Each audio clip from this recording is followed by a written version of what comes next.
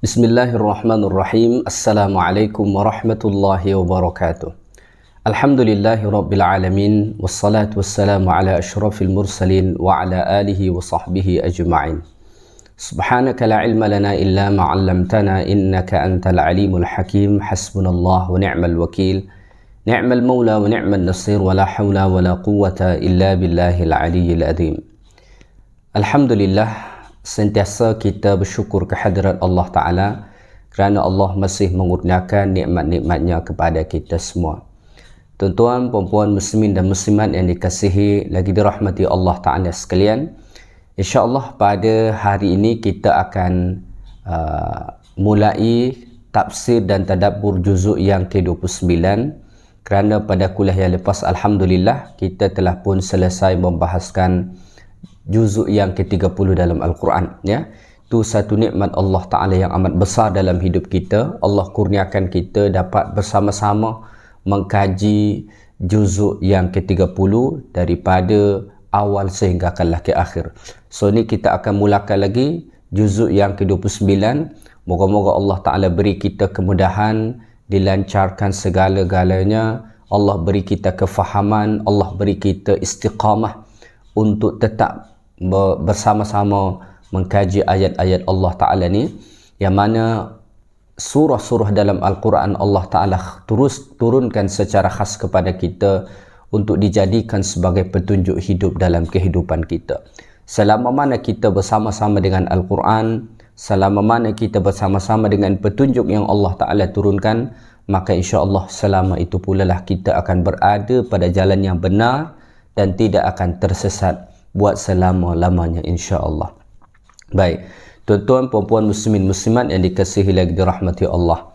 Juzuk yang ke-29 ni juga dikenal sebagai juz tabarak. Sebagaimana juz 30 disebut juz amma, maka juzuk yang ke-29 ni juga disebut oleh setengah ulama kita sebagai juz tabarak. Juz amma disebut ya dengan juz 30 tu disebut sebagai juz amma kerana perkataan pertama pada juzuk 30 tu diawali dengan perkataan amma yatasaalun, maka disebut sebagai juz amma.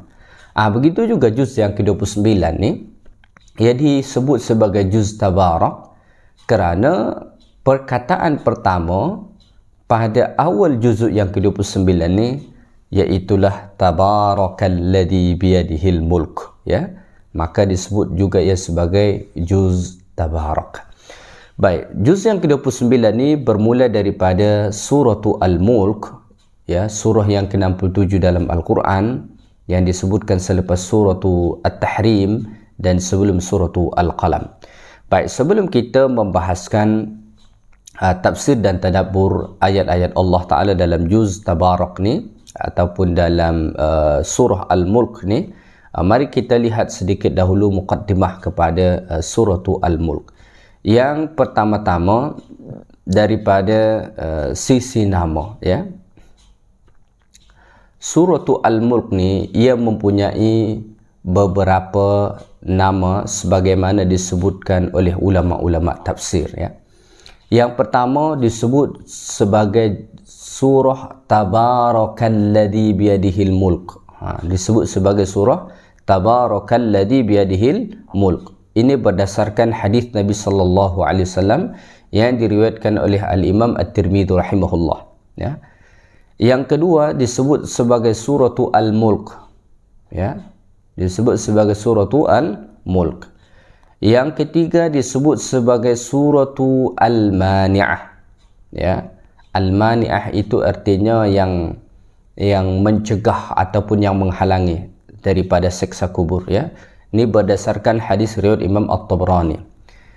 Yang keempat disebut sebagai surah Tabarakal Mulk. Tabarakal Mulk. Ini berdasarkan hadis riwayat Imam At-Tirmidzi. Yang kelima disebut sebagai suratu Al-Munjiyah, yang menyelamatkan daripada azab kubur, ya. Yang keenam disebut sebagai suratu Al-Waqiyah, ya, surah yang melindungi, ya, maksudnya daripada azab kubur juga. Yang ketujuh disebut sebagai suratu al-manna'ah, ya. Maknanya lebih kurang sama juga, iaitulah yang menghalangi ataupun yang mencegah daripada seksa kubur, ya. Kemudian Al-Imam Fakhruddin Ar-Razi juga menyebut nama surah ini sebagai suratu Al-Mujadilah, kerana nanti surah ini akan melindungi, akan memberi jawapan kepada malaikat di dalam kubur ketika mana mereka ditanya. Jadi berdasarkan riwayat-riwayat yang ada, maka suratu Al-Mulk ni ia mempunyai lebih kurang sebanyak 8 nama tadi, ya, yang mana di antaranya ada disebut dengan surah Tabarakalladzi biyadihil mulk, ada disebut dengan Tabarakal Mulk, ada disebut dengan Al-Mulk, ada disebut Al-Mani'ah, ada disebut Al-Munjiyah, ada disebut dengan Al-Waqiyah, ya, ada disebut sebagai Al-Manna'ah, ada disebut dengan Al-Mujadilah. Jadi ada sebanyak 8. Sebab surah-surah ini dinamakan itu, sebenarnya sebabnya secara ringkasnya hanya 2. Ya, walaupun nama dia banyak sampai 8, sebab utamanya sebenarnya disebut penamaan surah ini dengan sampai 8 itu 2. Yang pertama, berdasarkan firman Allah pada ayat yang pertama, yang mana di sana Allah menjelaskan tentang kekuasaan Allah Ta'ala, kerajaan Allah Subhanahu Wa Ta'ala, ya. Kemudian sebab yang kedua, kerana keutamaan surah Al-Mulk ni itu berdasarkan riwayat-riwayat dapat menyelamatkan seseorang daripada seksa kubur, maka muncullah nama Al-Mani'ah, Al-Munjiyah, Al-Waqiyah, ya, Al-Mujadilah dan lain-lain, yang kesemuanya menunjukkan bahawa surah ini nanti akan menjadi benteng, akan menjadi pelindung, akan menjadi penyelamat kepada orang-orang yang sentiasa membacanya ketika telah berada di dalam kubur nanti, ya. Baik, surah ini ia adalah suratu Makkiyah, artinya diturunkan kepada Nabi kita sallallahu alaihi wasallam semasa baginda alaihi salatu wasallam masih lagi berada di kota Mekah. Dan surah ini adalah surah yang ke-76 diturunkan kepada Nabi, ya. Ia turun selepas suratu Al-Mu'minun dan sebelum suratu Al-Haqqah, ya. Jadi dalam Al-Quran surah Al-Mulk ni surah yang ke-67, ya. Sedangkan tertibun nuzulnya, tertib penurunannya kepada Nabi, ia adalah surah yang ke-76, ya. Ia adalah surah yang ke-76 diturunkan kepada Nabi SAW. Dalam Al-Quran ia surah yang ke-67, penurunan kepada Nabi surah yang ke-76. Jadi kita tinggal balik saja, 67, 76, ya. Baik, surah Al-Mulk ni sebagaimana mungkin kita sudah biasa mendengar, ya, ia mempunyai keutamaan berdasarkan riwayat-riwayat hadis daripada Nabi sallallahu alaihi wasallam, ya. Baik, ada terdapat beberapa hadis Nabi yang sahih berkenaan tentang keutamaan surah Al-Mulk. Yang pertama, surah Al-Mulk ni hiyal mani'atu min azabil qabr. Ia adalah surah yang akan menyelamatkan seseorang daripada azab kubur. Jadi surah ini amat baik untuk kita amalkan, ya, untuk menyelamatkan kita insya-Allah daripada seksa kubur nanti. Dan seksa kubur itu adalah hak, benar adanya, ya. Kemudian dalam riwayat yang lain dikatakan, inna suratan fil Qur'ani 30 ayatan syafa'at lirajulin hatta ghufira lahu wa hiya tabarakalladzi biyadihil mulk. Kata Nabi, ada satu surah dalam Al-Quran yang berjumlah sebanyak 30 ayat, kerana memang surah Al-Mulk ni sebanyak 30 ayat.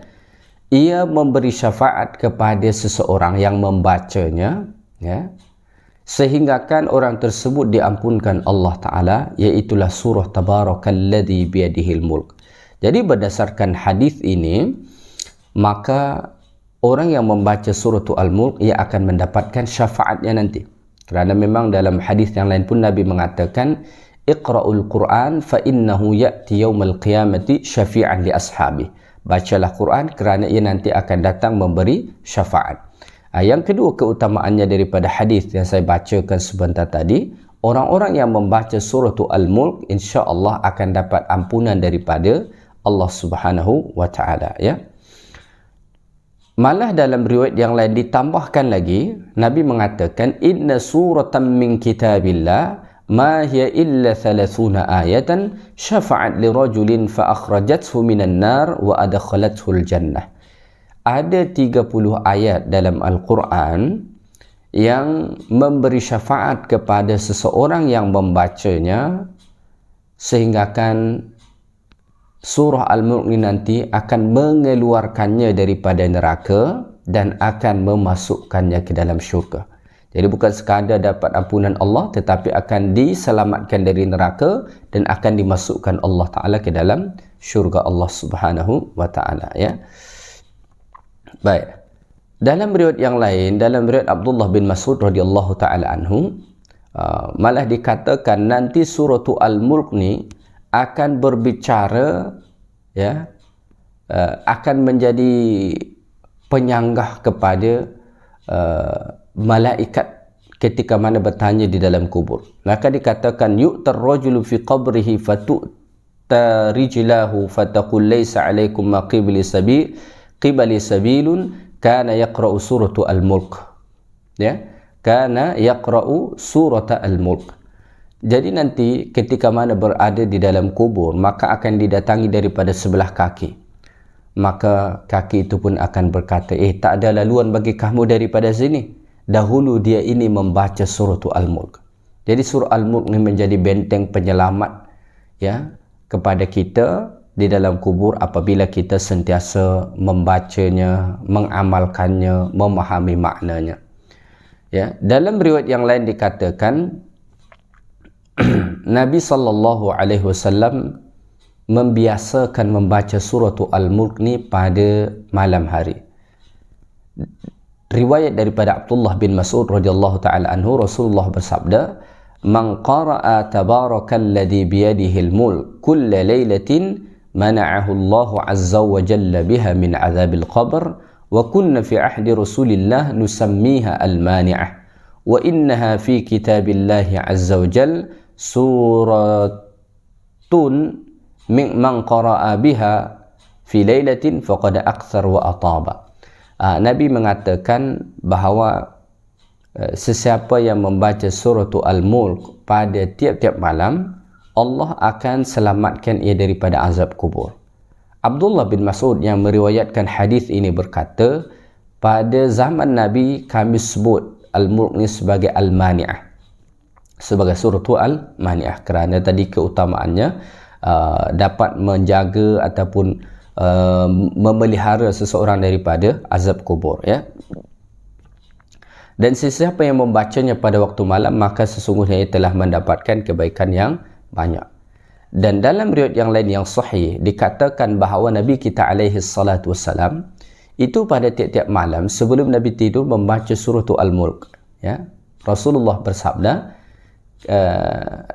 dalam riwayat dikatakan kana alaihi salatu wassalam la yanamu hatta yaqra'a alif lam mim tanzil wa tabarakalladzi biyadihil mulk. Nabi tidak akan tidur pada waktu malam, ya, sebelum Nabi membaca surah As-Sajdah, alif lam mim tanzil, dan surah Al-Mulk. Itu antara wirid ataupun amalan yang sentiasa diamalkan oleh Nabi kita sallallahu alaihi wasallam sebelum baginda tidur pada waktu malam, ya. Baik, surah Al-Mulk ni apa tajuk utama yang dibicarakan dalam surah ni? Yang dibicarakan dalam surah ni, tajuk utama dia ialah berbicara tentang mulkillah, ya. Berbicara tentang kekuasaan kerajaan Allah Subhanahu wa ta'ala, ya, yang menguasai, yang mencipta segala sesuatu yang ada di alam semesta ini. Ini tajuk utama yang dibicarakan dalam surah ini. Walaupun nanti Allah Ta'ala akan ada membahaskan perkara yang lain, tetapi inilah tajuk utama yang dibicarakan dalam surah tu Al-Mulk ni. Baik, mari sama-sama kita perhatikan firman Allah Ta'ala dalam surah tu Al-Mulk ni. Allah Ta'ala berfirman, A'udhu billahi minasyaitanir rajim. Tabarakalladzi biyadihil mulku wa huwa ala kulli syai'in qadir. Maha berkat serta maha tinggilah kelebihan Tuhan yang menguasai pemerintahan dunia dan akhirat, dan memanglah ia maha kuasa atas tiap-tiap segala sesuatu. Ya, baik. Pada ayat ni Allah Subhanahu wa taala mengawalinya dengan tabarak. Ya. Apa makna tabarak? Tabarak itu artinya ta'azama wa ta'ala. Maha agung dan maha tinggi Allah Ta'ala. Wa kathura khairuhu, dan begitu banyak kebaikannya. Wa amma ihsanuhu, dan begitu luas ihsan Allah Ta'ala. Jadi tabarak itu samalah akar kata dia dengan berkah. Berkah atau berkat itu sudah menjadi satu perkataan yang biasa kita ucapkan dalam percakapan kita bahasa Melayu. Sebenarnya itu perkataan yang diambil daripada bahasa Arab dan dalam Al-Quran disebutkan, iaitulah tabarak. Tabarak ini wazan tafa'al, ya. Maksudnya ta'azama wa ta'ala wa kathura khairuhu wa amma ihsanu. Allah itu Rabb yang maha agung, Allah itu Rabb yang maha tinggi, dan Allah itu Rabb yang maha banyak kebaikannya dan begitu luas kebaikan-kebaikan daripada Allah Subhanahu wa taala, ya. Jadi daripada sini dapat kita faham, ya, bahawa kalau kita nak dapat berkat, ya, kalau kita nak dapat berkat, mintalah kepada Allah Ta'ala, jangan minta kepada selain Allah. Kerana yang maha berkat itu tadi maknanya banyak kebaikan. Yang mempunyai kebaikan yang banyak atau berkat itu adalah Allah Ta'ala.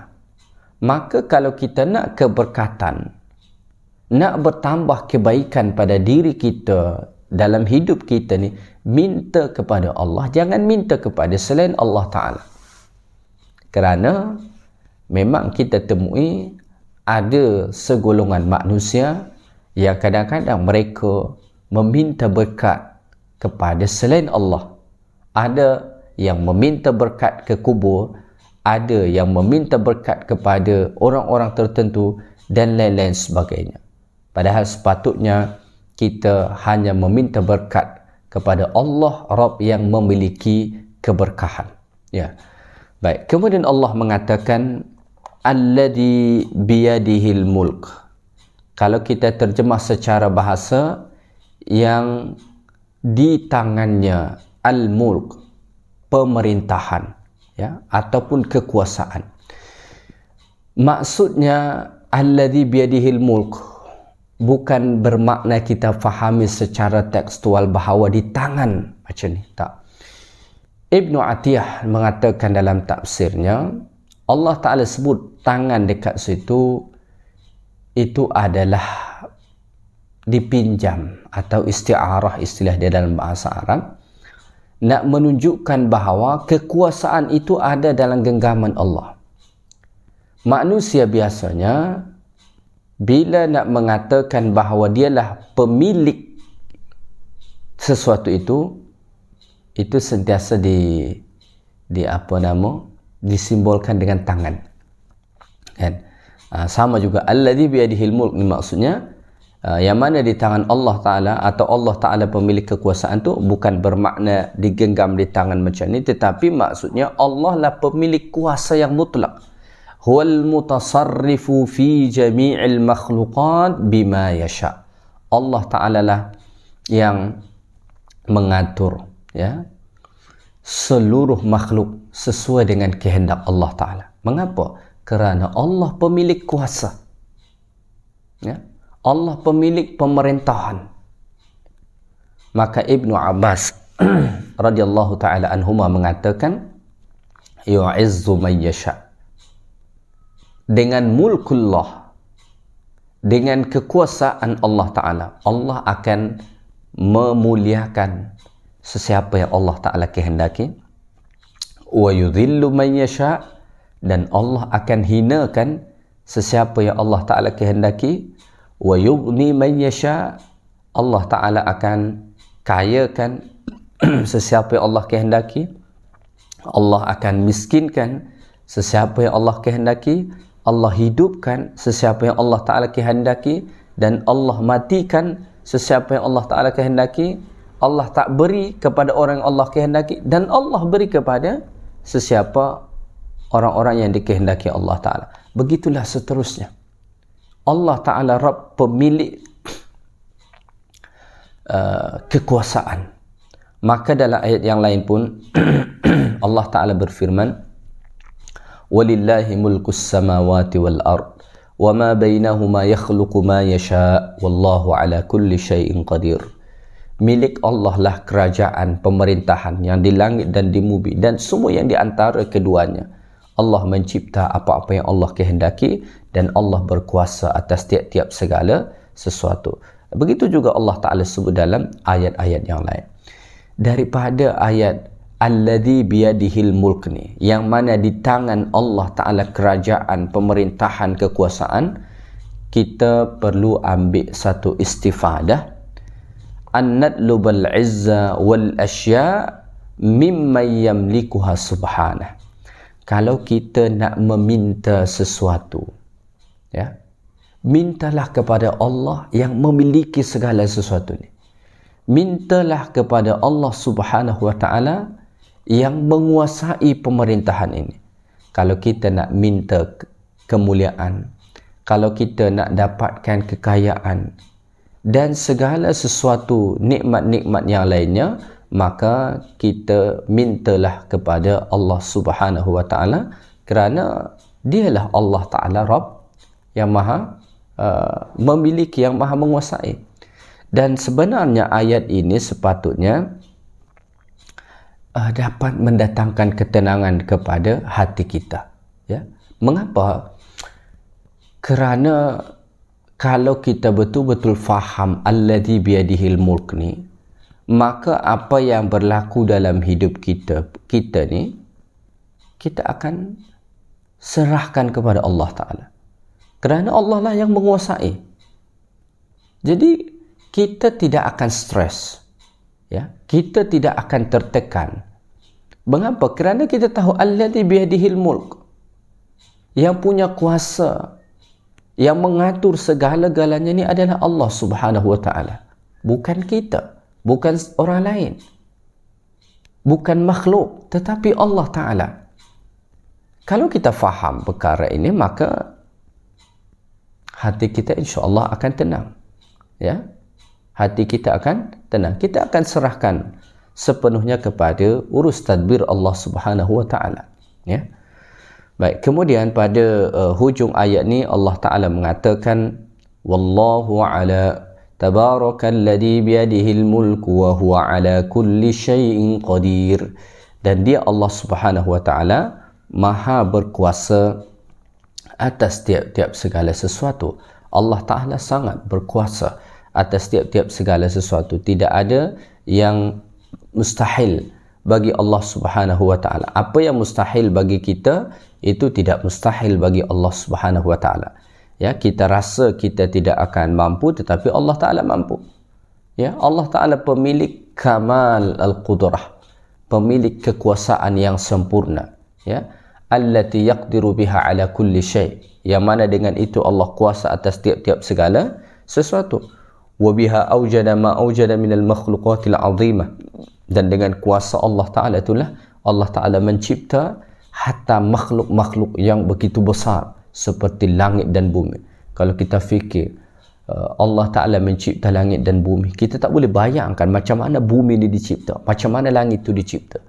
Tetapi dengan kuasa Allah Subhanahu Wa Ta'ala, semua dapat dijadikan ataupun dicipta oleh Allah Subhanahu Wa Ta'ala. Ya?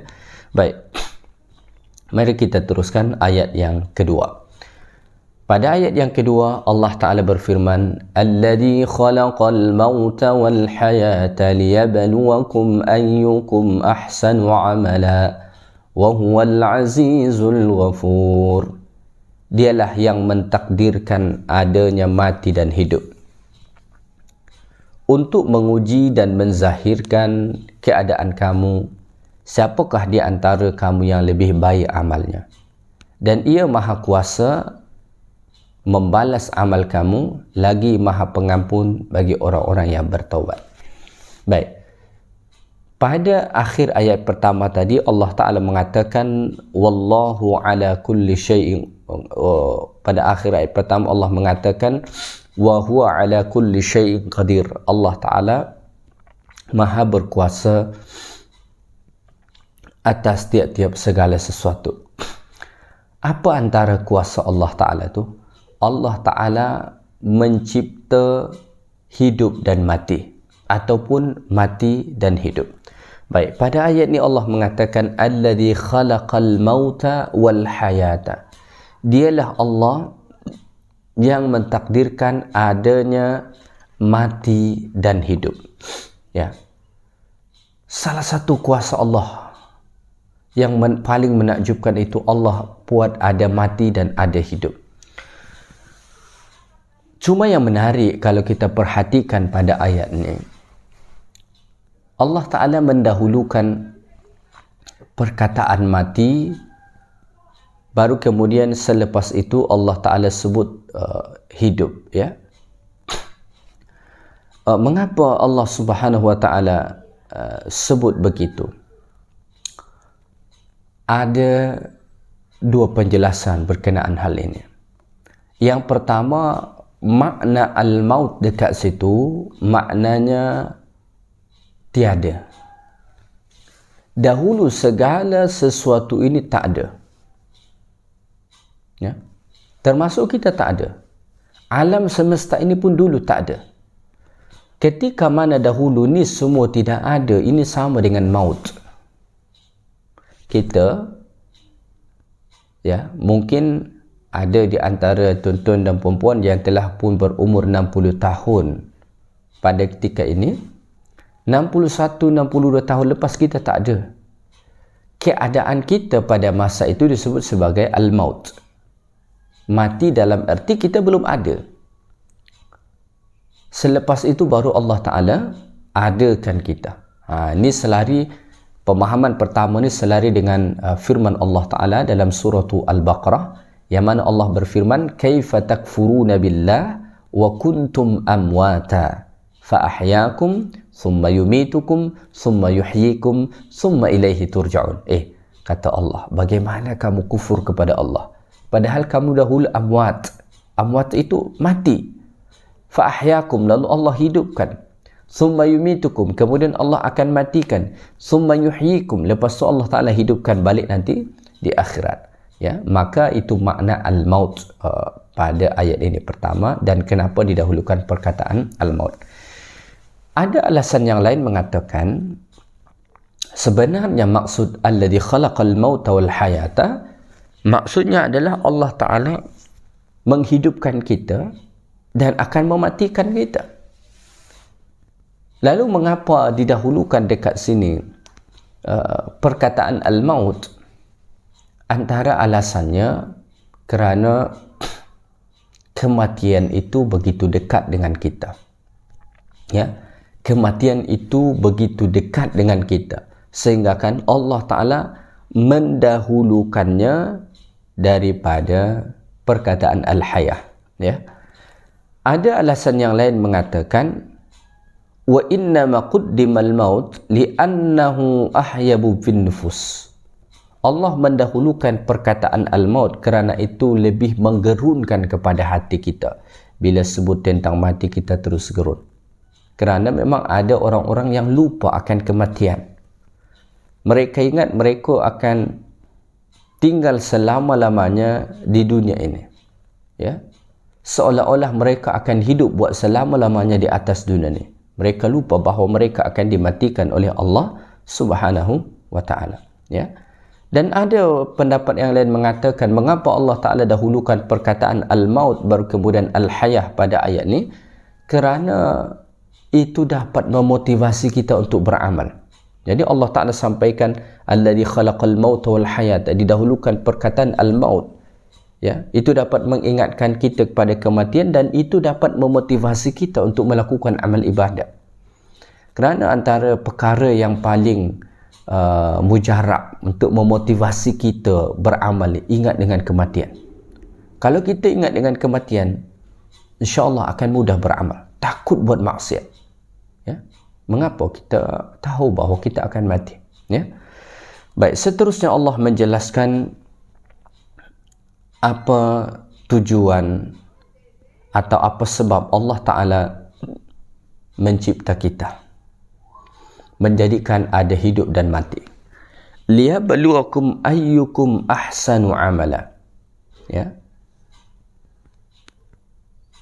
Untuk menguji dan menzahirkan keadaan kamu, siapakah di antara kamu yang lebih baik amalnya.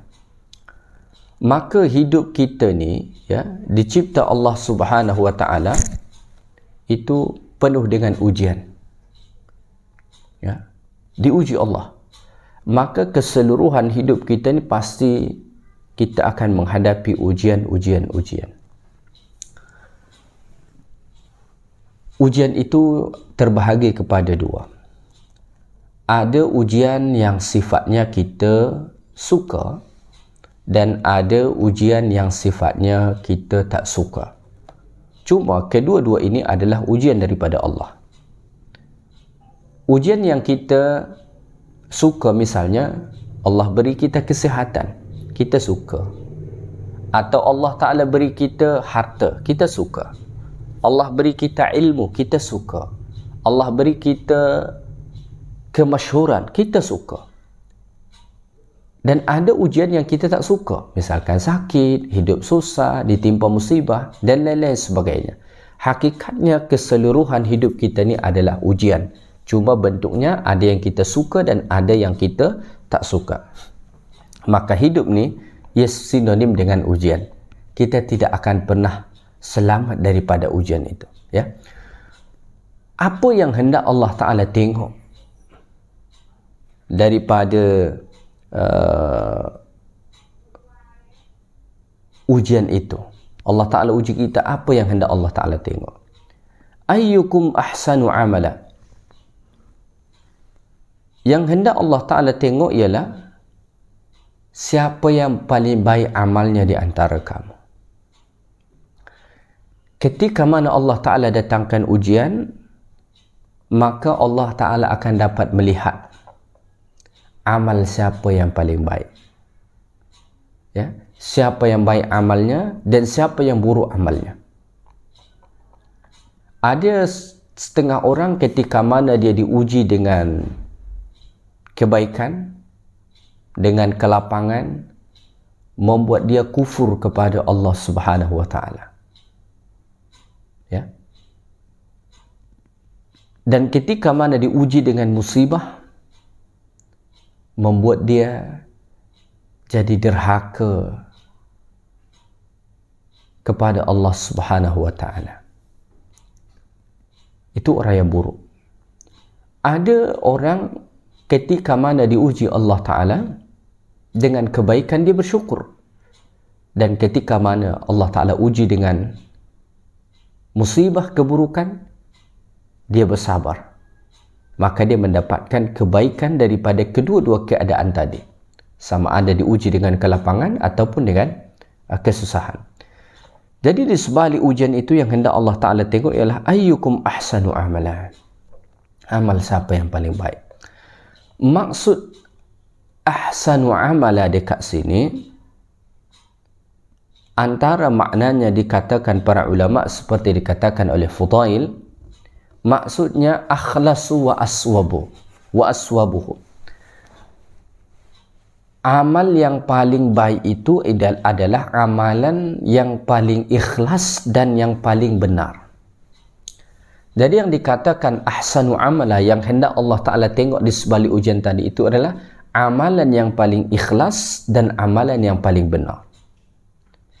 Tidak dikatakan suatu amalan itu amalan terbaik kecuali dia ikhlas dan yang dilakukan itu amalan yang benar. Sekiranya seseorang melakukan amalan itu betul, ikut syariat Allah Ta'ala, ikut sunnah Nabi Sallallahu Alaihi Wasallam, tetapi yang dia lakukan, tetapi ketika mana ia melakukannya dia tidak ikhlas, maka itu tidak akan menjadi ahsanu amala. Begitu juga sebaliknya. Mungkin ada seseorang beramal, dia ikhlas dalam beramal itu, tetapi yang diamalkan itu tidak mengikut syariat Allah Ta'ala, maka itu pun tidak akan menjadi ahsanu amala. Jadi supaya dikatakan ahsanu amala, mestilah ikhlas atau yang paling ikhlas dan yang paling benar, barulah dikatakan ahsanu amala. Menarik pada ayat ni, Allah Ta'ala mengatakan ahsanu amala, yang paling baik amalnya. Allah tidak kata aktsaru amala, yang paling banyak amalnya. Mengapa begitu? Kerana yang paling penting dalam beramal itu adalah keikhlasan, ya, keikhlasan dan kesesuaiannya dengan syariat Allah. Bukan sekadar ditengok banyak, ya, bukan kuantiti yang menjadi keutamaannya, tetapi kualiti, ya, tetapi kualitinya itu yang yang paling utama untuk dilihat, ya, tentang apa kita kata tentang kualiti ibadat yang dilakukan, ya. Maka ada dalam satu riwayat dikatakan tentang Abu Bakar As-Siddiq radhiyallahu taala anhu. Abu Bakar As-Siddiq ini kita tahu sahabat Nabi yang masya-Allah, ya. Berkata setengah ulama salaf, "Ma sabaqakum Abu Bakar bi kathrati salatin wala siyamin, walakin bi iman waqara fil qalb." Abu Bakar itu tidaklah mendahului kamu dengan banyaknya solatnya, dengan banyak puasanya, tetapi ia mendahului kamu dengan iman yang ada di dalam hatinya, kata para ulama salaf. Maksudnya apa? Bahawa para ulama-ulama terdahulu daripada kalangan sahabat pun bukan sekadar dilihat daripada amal mereka yang banyak, tetapi keimanan yang kuat dalam hati mereka, keikhlasan mereka yang tinggi, dan kesesuaian mereka mengikut apa yang diajar oleh Nabi sallallahu alaihi wasallam. Maka yang dilihat dalam beramal bukan banyaknya saja, tetapi yang paling utama adalah lihat keikhlasan dan kesesuaiannya dengan syariat yang diajarkan oleh Allah melalui Rasulullah sallallahu alaihi wasallam, ya. Baik, kemudian melalui ayat ni, ya, melalui ayat ni Allah mengatakan ayyukum ahsanu amala, ya, amal siapa yang paling baik di antara kamu. Maka ini mengajarkan kepada kita bahawa tujuan kita sebenarnya dicipta Allah. Allah nak tengok kita berbuat baik, ya. Tujuan utama Allah Ta'ala mencipta kita adalah Allah nak tengok kita berbuat baik. Maka Allah Ta'ala mengatakan ayyukum ahsanu amala, amal siapa yang paling baik. Jadi kita dicipta Allah Ta'ala untuk berbuat ihsan, ya, untuk berbuat ihsan, berbuat baik, ya. Ihsan ni sebenarnya kalau kita terjemah dengan baik saja kurang cukup, ya. Jadi berbuat ihsan itu, ya, bolehlah kita kata untuk berbuat baik. Berbuat baik kepada siapa? Berbuat baik kepada Allah dan berbuat baik kepada seluruh makhluk Allah Ta'ala. Itu, ya. Maka fal ihsan yang disebut dengan ihsan itu ayat bil amali hasnan mutqinan, ya, seseorang melakukan amal kebaikan yang baik, ya, melakukan amal kebaikan yang sempurna, la naqas fihi, tidak ada kekurangan padanya, ya. Wa ihsanul amal la yumkinu illa bi muraqabati khaliqi hadzal kaun, dan seseorang tidak akan dapat berbuat ihsan, berbuat baik dengan sebenar-benarnya kecuali ia sentiasa merasa diawasi oleh Allah Ta'ala. Maka ketika mana Jibril bertanya kepada Rasulullah sallallahu alaihi wasallam apa yang dimaksudkan dengan ikhlas, apa yang dimaksudkan dengan ihsan, Nabi menjawab, an ta'budallaha ka'annaka tarah fa illam takun tarahu fa innahu yaraka. Engkau beribadat kepada Allah seolah-olah engkau melihat Allah, dan ketika mana engkau tidak melihatnya, engkau tahu bahawa Allah melihatmu. Maksudnya ni sentiasa merasa diawasi Allah dalam ketaatan dan ketika hendak melakukan maksiat. Sentiasa merasa diawasi Allah, sehingga kan kita akan selalu beramal kebaikan. Bila kita merasa Allah perhatikan dalam ibadat kita, maka kita akan beribadat dengan sebaik-baiknya. Ketika mana kita hendak melakukan maksiat dan kita sedar bahawa Allah Ta'ala sedang melihat kita, memperhatikan kita, maka kita pun tidak jadi melakukan maksiat tersebut. Sehingga kan kita akan sentiasa berada dalam kebaikan. Inilah tujuan kita sebenarnya dicipta Allah Subhanahu Wa Taala. Allah nak tengok kita berbuat baik, itu saja. Maka dalam hidup kita ni, tuan-tuan dan puan-puan sekalian, ya, azamkan dalam hati kita, aku hidup ni hanya untuk berbuat baik.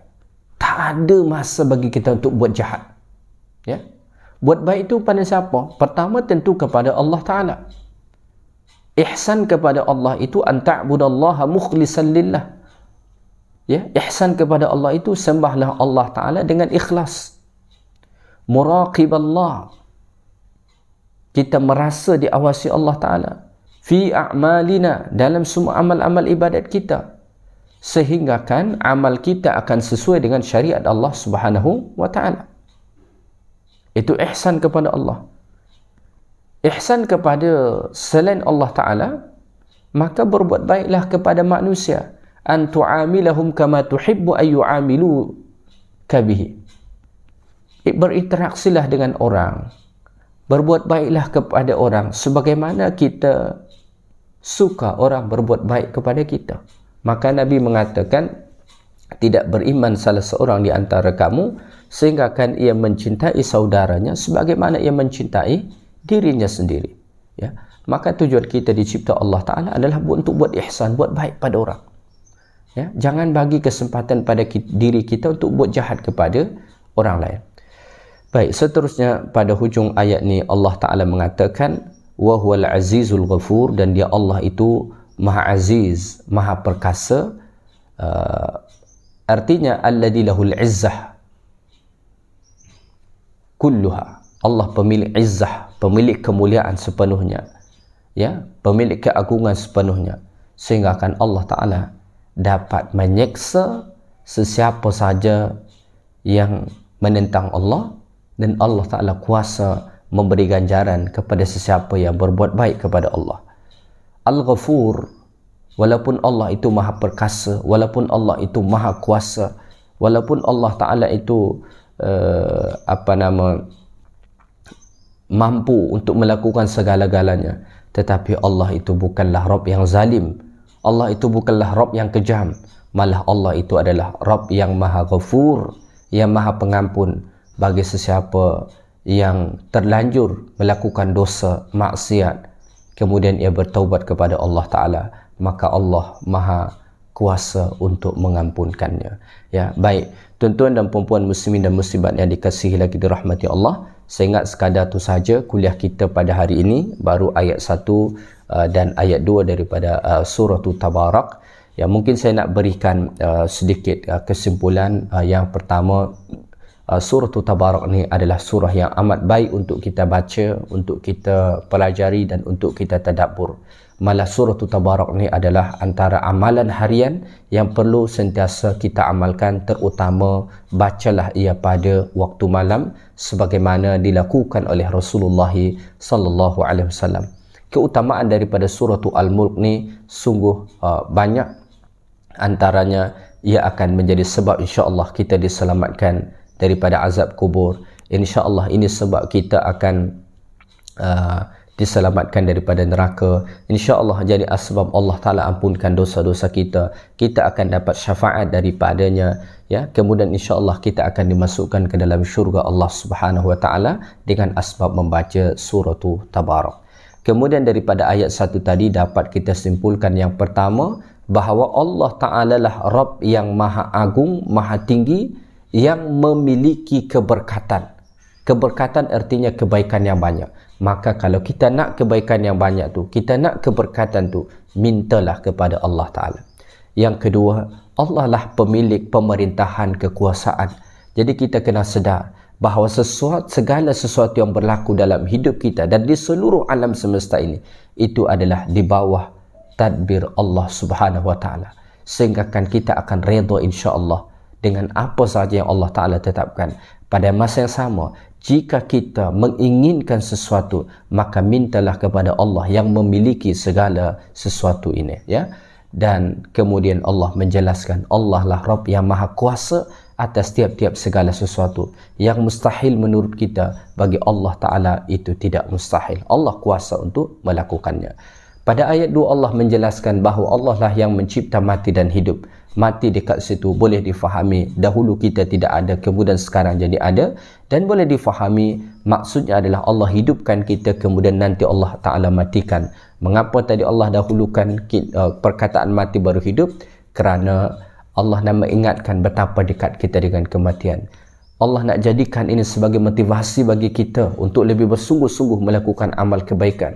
Ya, kemudian Allah Ta'ala nak membuat hati kita gerun dengan kematian sehingga akan kita membuat persiapan. Kemudian hidup ini kita akan pasti diuji, sama ada ujian itu ujian yang kita suka ataupun ujian yang kita tak suka. Apa yang hendak Allah Ta'ala tengok? Amal siapa yang terbaik. Makna ahsanu amala ialah amal siapa yang paling ikhlas dan amal siapa yang paling betul. Maka dalam beramal yang dilihat bukan jumlah, ya, bukan banyak, tetapi dilihat daripada keikhlasan dan ketepatannya dengan syariat Allah Subhanahu Wa Ta'ala. Dan daripada ayat ni juga kita belajar yang hendak Allah Ta'ala tengok sebenarnya dari hidup kita ni hanya kebaikan-kebaikan, ihsan kita.